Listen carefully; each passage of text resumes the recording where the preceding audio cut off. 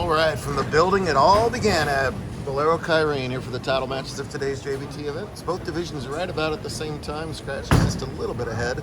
On the left side, that's Kyrene. She's playing for the handicap title against Brant Ford. It's Oregon versus New Mexico in the Phoenix Valley. That's pretty cool have over in handicap. The out-of-states are usually over in scratch, and that's the case where it's an all SoCal battle between top seed, this guy, Brandon Rother, taking on Justin Erickson.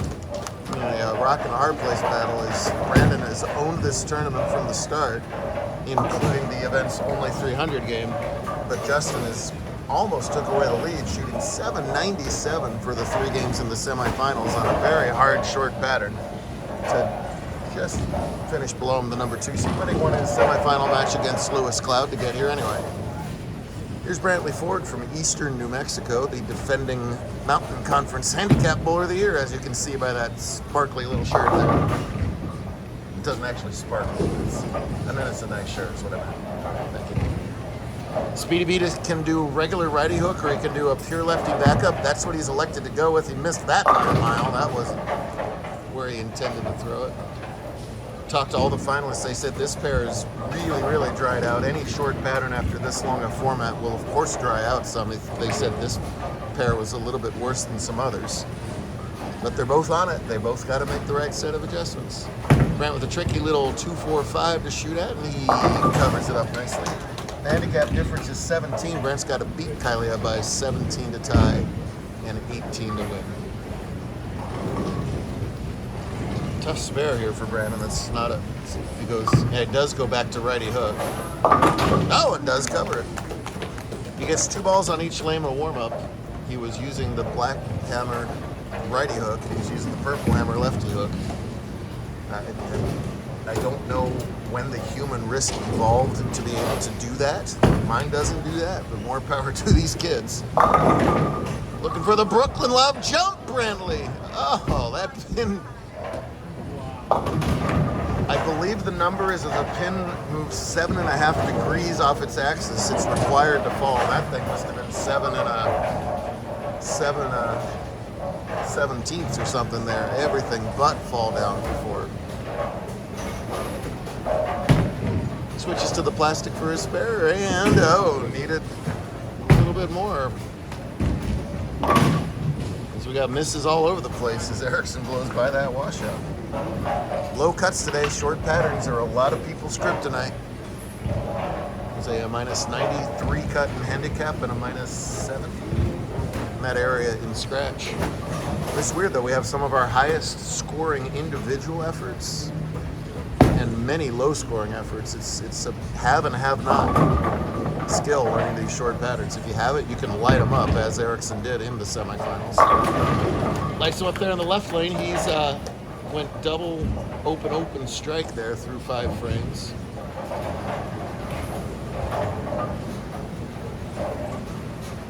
Well, Rother has remained Dutch. He has yet to miss on the right-hand lane. This is where tournament number 1 was back in the 1996 season there, Kitchen Duty. What were you doing in 1996? Incubating, yes. What you were doing. Cannon gets 2 out of that. 1996. Wow.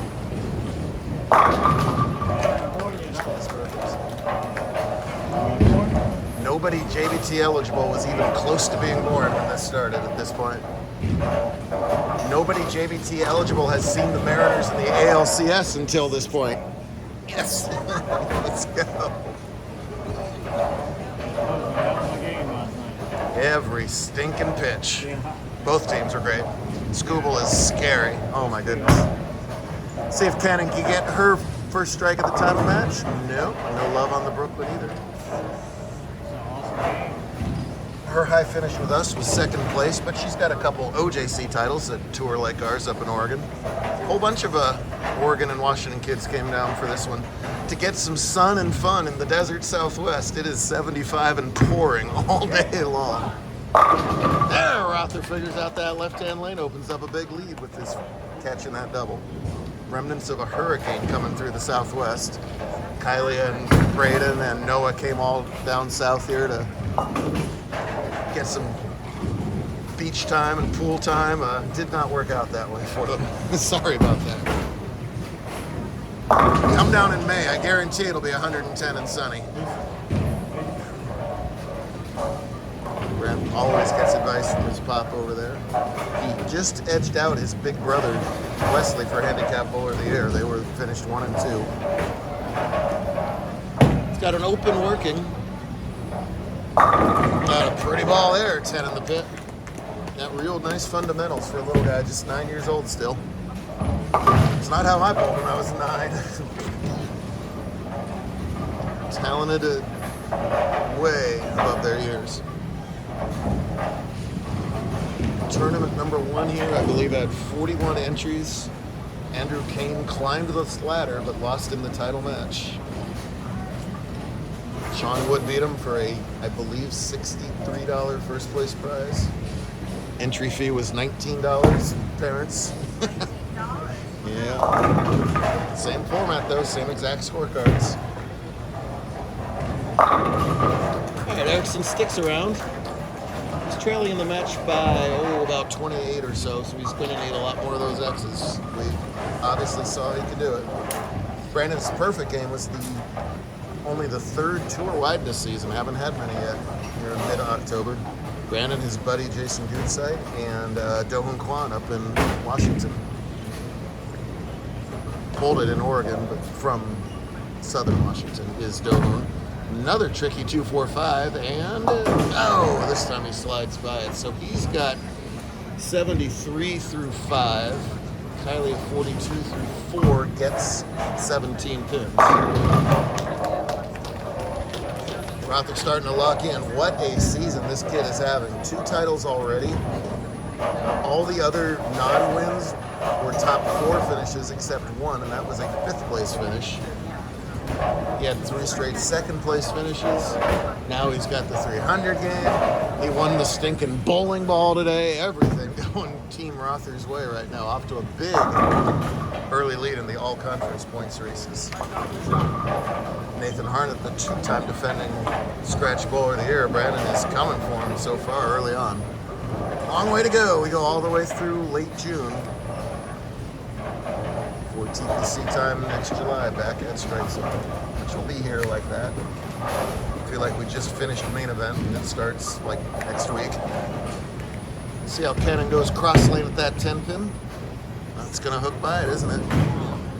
So she trails by 22 but gets 17 back. So Ford has already made up the handicap difference. Rother looking for 4 in a row.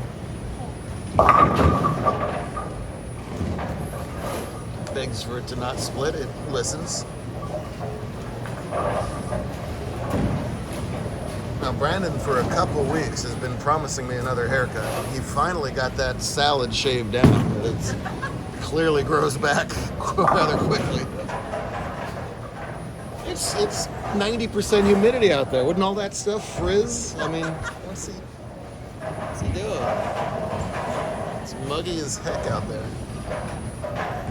So back to the righty hook for the 4-7, stays behind the line, gets them all down. Giant thanks to JBT alum JJ Newell, the GM here at Kyrene. This was not a tournament center for a while. We hadn't been here in about 10 years. JJ got back on board and said, let's make this a tournament house again. Roll out the red carpet for us. Appreciate it. Cannon at the middle cluster. She's going to get...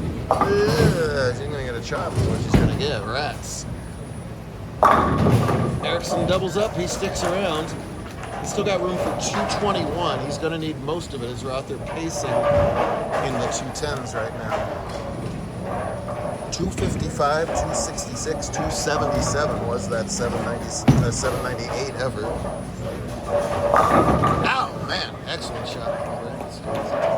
Right back here tomorrow morning. We're going to play Super Survivor tomorrow. Kitchen duty. What do you think about that?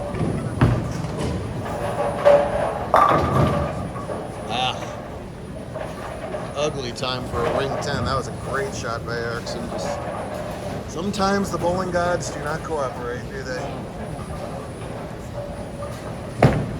Good form at this 10 pin, however, and it doesn't hang on the lane, though. He's had a little bit of issues on the corner. He chopped the 610 twice in the last match, got away with it, barely, over Sarah Linus, who finished in third. Sarah beat Drake Wilkins. And Justin gets his 10 pin lessons from Brantley as he whips it off to the right. High returner, we start with Miss Your. Yeah, there you go.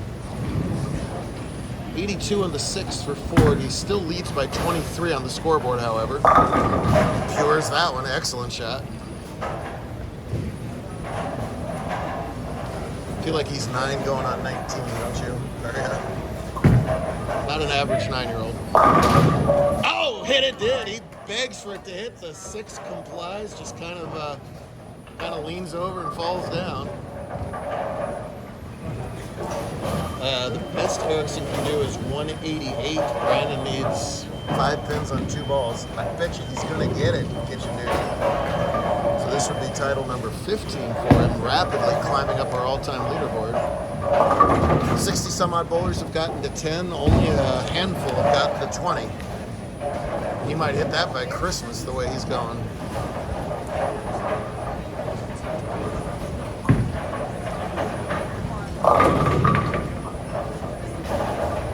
204 if he misses them all, notch another title. So for the guy who was getting frustrated with his back-to-back-to-back seconds, that's now back-to-back firsts. Maybe he'll do that the same way. And Kylie is not going to get this spare. Only one spare in this title match for Ken, and everything else open. Lower average though. 38 entering. Our resident U of A fan. Happy they're back on the field. And spare. Impressive day. He wins when they're long. He wins when they're short. He wins when the ratio's low. He wins when the ratio's high. Nothing is stopping Speedy in season 30 so far. Riffing off his nickname Speedy. There will be speed bumps along the way. But he is a confident and talented kid right now, that is for sure. Nice performance from Justin. He's part of the depth of the tour. There's so many people capable of jumping up into title matches. It's nice to see Erickson have really spectacular semifinals. I know when you're competitive, second place feels like first loser, but it isn't in any other way, shape, or form. Big shot for Ford, working on the strike. Oh, man, again, another good shot, and again, it's ringing 10 pin. Those corner pins have been tough to pop out for everybody.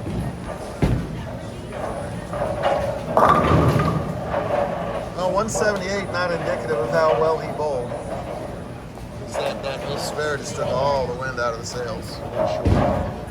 It's a matter of if Brant will win his second. Hey, we have a corner pin conversion. It's been a minute for anybody in either division.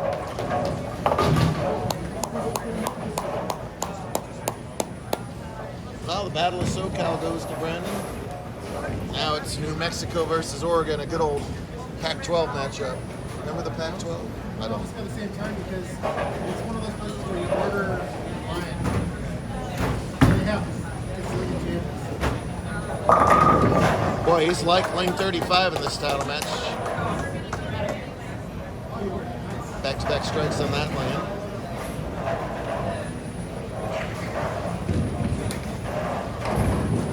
So it's tough, to project the usual leads by or trails by, because you got a lower handicap or a higher handicap, lower average bowler going at it here. Either way, Cannon has to mark in this 9th and 10th here. She can find a way to string a couple. That would be great. She had a high game of 185 way back in game 2. All right, leave something makeable. Just even spare out. Nishita's in the 120s, right? 120s plus 17. Still, it's sort of force Ford to show up in the 10th for him. Must have will be a recap time. Just didn't get over there. Top seed is tough. as Gage and others know. Yeah, you led the tournament, but you kind of got to win it twice when there's a step ladder. And you could be plus 8 zillion, and the next guy could be minus, and still win that game. Lose on a Brooklyn, a solid A, everything. Give me your phone. You had a strike here anyway, Kylie. Yeah, on her 138 average, she had 1, 2, 3, 4, 6 of her 8 games over that with that 185 high. Finished strong too, 150, 174 the last 2 games before this. Was not able to recreate the magic. Girls scratch today. Oh, really? Oh, there's our girl scratch winner today. She beat Tiana Toman in an all SoCal battle as well. While Gage lost the U17, Lewis Cloud, who's over there hanging out with Jason and the man with the flow. Disappointing last game for Kylie, but an outstanding finish as she gets help with the shoes. But right now it's a victory lap for a guy who's got a lot of youth tournaments left to come. 9 years old, second title. Last one came in Lubbock. Number 2 comes here in Chandler. Defending bowler of the year. All good stuff here. And makes that cluster for good measure. Last shot of the tournament, Ford. Let's see a strike. Speedy B, anything going to stop you this year? I don't know. I don't know either. The way you're going, I don't think so. Get it! Ah, boy, there you go. Finishes up in style, even 200 with pins. That's enough. That's a 2-time JBT champ. Great stuff here. Washington, Oregon, New Mexico, California. A big invasion of Arizona, and a big old squeeze from coach and dad. Big brother's like, yeah, whatever. He won again. Whatever. I'll get there. You'll be good. Great stuff. We'll do it all over again from Venerable Kyrene tomorrow.